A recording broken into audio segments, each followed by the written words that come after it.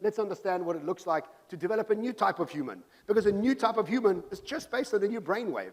That's all it is. Because if we start to access a new type of brainwave, all of a sudden, our personality changes. That's the craziest thing. The very person we are starts to shift based on brainwaves that we access. So let's look at the alpha brainwave.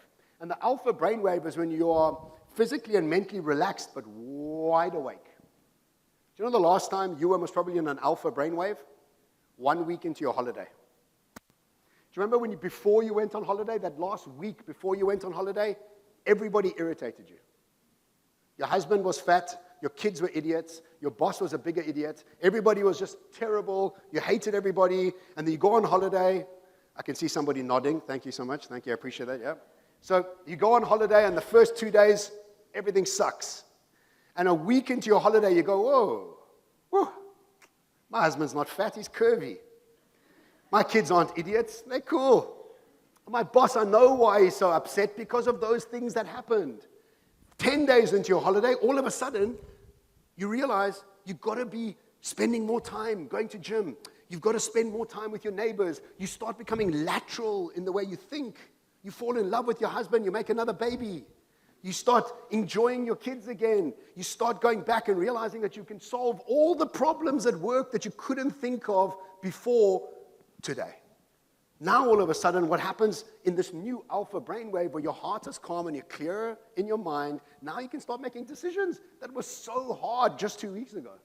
And now, all of a sudden, they're so easy. But now what happens is the minute you get back to work, 1 hour back at work, what happens? You'll say these exact words. I can't even remember I was on holiday.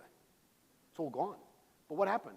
All we did was change our brainwaves from an alpha back to beta. And now we're in beta, now we're running. We don't even know where we're running, we're just running. And now at the same time, your boss says, okay, everybody, come in here. Let's all get together. You know what we're going to do? We're going to think out the box. Who can think out the box when they're stressed? Nobody. But we think, because we're asking them to think out the box, they're all going to suddenly become thinking out the box, which is an impossibility. And in fact, if you can do me one favor, never ask anybody to think out the box. Doesn't work. In 1986, it used to. In 2024, impossible. How are you expecting your people to become data science, machine learning, AI specialists, and gamers all of a sudden overnight? Impossibility. So if we understand the characteristics from this alpha brainwave, we start to realize the accessibility to this alpha brainwave is right at our fingertips. And I'm going to take you through the few ways that I think we can access alpha. But the first way we must realize is that alpha is not about exploitation, but about exploration. Now, because we're relaxed and now we're calm and we're lateral in the way we're thinking, now we can explore unfamiliarity. Now we become excited about uncertainty. And secondly, we become lateral in the way we think about things. Now we can really, truly think out the box because our brains are relaxed, not addicted to certainty, but actually looking for creativity and laterally.